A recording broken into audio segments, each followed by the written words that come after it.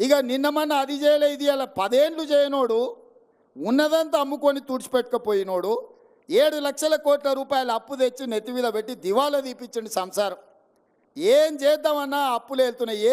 ఏ గూట్లో చేయి పెట్టినా అప్పుల సిట్టి కాగితమే బయటికి వెళ్తుంది.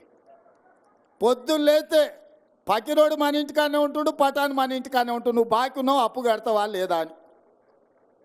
ఆ ఎల్లా సంవత్సరానికి 6,500 కోట్ల రూపాయలు అప్పు కట్టేది ఉండే. ఇవాళ ఈ మొనగాడు చేసిన పనికి నెల 1వ తారీఖు నాడు ప్రతి నెల 1వ తారీఖు నాడు 7,000 కోట్ల రూపాయలు మిత్తి కడుతున్నాం నేను మా బట్టి విక్రమార్క.